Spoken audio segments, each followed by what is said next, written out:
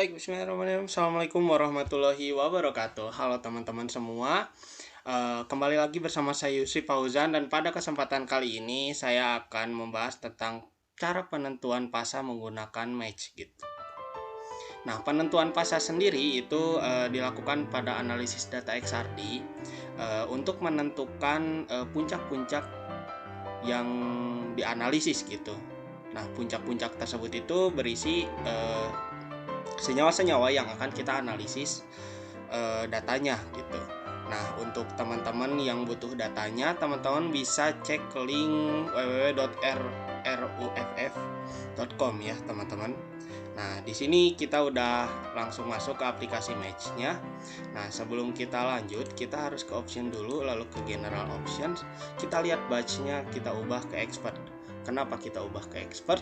Karena ketika kita ubah ke expert dan kita mencari datanya tersebut tidak akan langsung teranalisis sendiri gitu.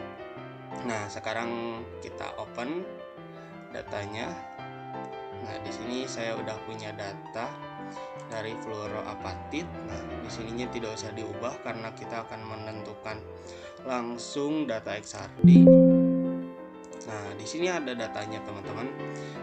Datanya sangat kasar sekali ya. Jadi kita harus melakukan smoothing menggunakan smooth raw data. Di sini dicek dulu kalau misalkan masih kurang smooth, kita smoothing lagi sekali lagi. Nah, oke, mungkin cukup ya segini, atau mungkin kita coba sekali lagi. Sudah.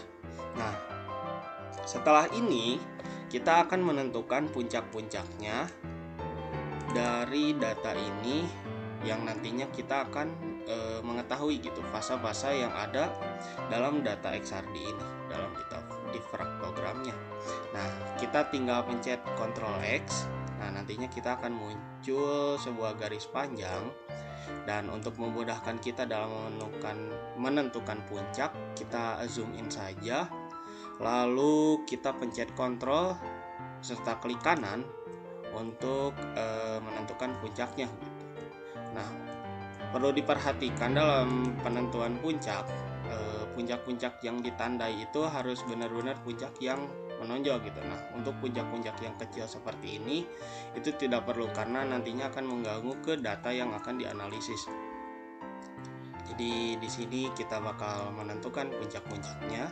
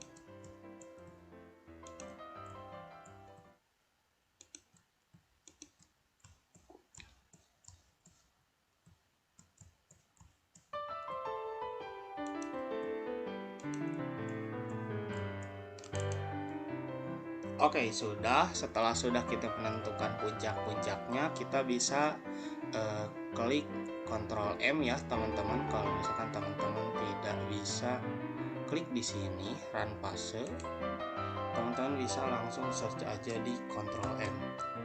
Nah, nanti setelah itu akan muncul data-data FOM ya, teman-teman. Di sini ada data fluoroapatit. Nah, untuk data FOM sendiri itu semakin dekat dengan angka 1, maka datanya akan semakin bagus, teman-teman. Nah, ketika kita mencari peak lagi ya teman-teman, dia akan bertambah di sini untuk data dari flora apatitnya. Ya, kita ambil contoh, ambil puncak ini nih, nantinya akan bertambah terus teman-teman, sehingga sangat penting untuk memperhatikan penandaan dari puncak-puncak yang akan dianalisa.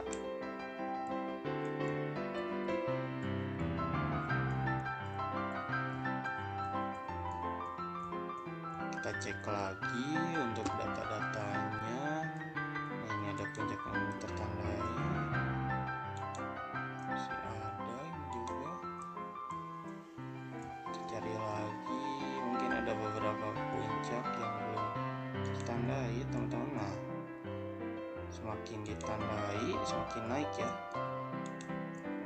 angka dari FOM nya. Kita lihat lagi, sini juga ada.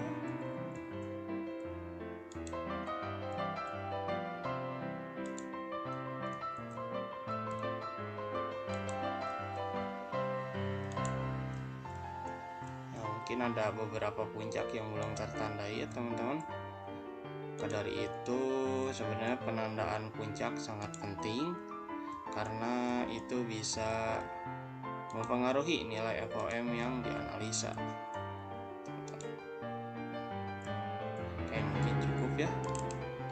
Nah, setelah itu kita bisa mengetahui nih, kita mendapatkan FOM sekian dari senyawa fluoroapatit gitu, dengan penamaan ini dan formulanya seperti ini teman-teman.